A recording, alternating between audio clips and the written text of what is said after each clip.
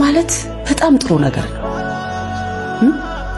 የሰዎችን የአእምሮ ደረጃ ከዳር ሆነ ለመመልከት ይረዳል። የሰው ልጅ አጋጣሚውን የሚጠብቅ አውሬ ነው።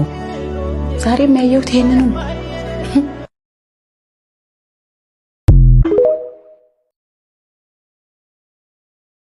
ዝምታ አለማየት ወይም አለመስማት መቻል አይደለም። አንዳንድ ጊዜ ከመናገር ይልቅ ዝምታ ብዙ ነገር ያስተምራል። ከብዙ ጫጫታ ይልቅ ዝምታ ውስጥ ብዙ ሰላም አለ። ግን ደግሞ ዝምታን መረጥክ ማለት መናገር አትችልም፣ ስለ እውነት አትናገርም ማለት አይደለም። አብዛኛው ሰው ኖረዋል ብሎ ያላሰበውን ህይወት ነው የሚኖረው። አንዳንዴ ነገሮች ያለ ቦታችን እንድንቀመጥ ያደርጉናል። ዓለም እንዲህ ናት። አንድ እናት እንጀራ ልጇን ከልጇ እኩል እንደማታየው ሁሉ እኛም ከማንኛውም ሰው እኩል አንታይም። አይገርምም?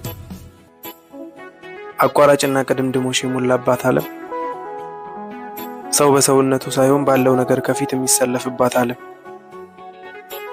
የፈጣሪ ሕግ በሰው ልጅ ሕግ የተሻረባት ዓለም። ይኸውላችሁ ምናልባት ያሰብነውን ያልኖርነው ያሰበልን ስላለ ሊሆን ይችላል። እኛ ካሰብነው እሱ ያሰበልን ይበልጣል። አመሰግናለሁ።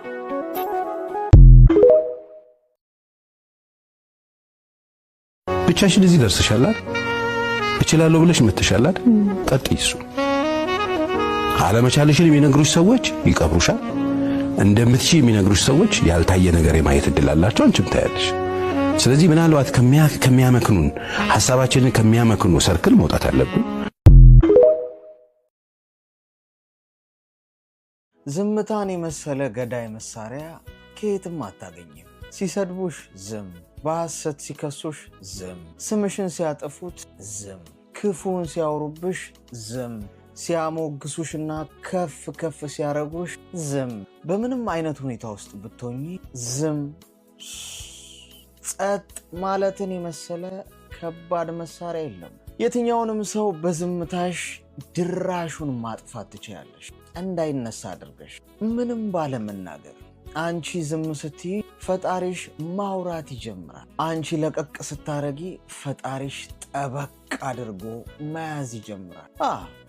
ሕጉ እንደዛ ነው የሚሰራው። ስለዚህ ከዛሬ ጀምሮ ከማንም ሰው ጋር መከራከርና መጨቃጨቅ አቁሚ። ራስሽን፣ ስምሽንና ክብርሽን ለማጽዳት ነጥብ ለማስቆጠር መፍጨርጨርሽን አቁሚ። ያንን ስታቆሚ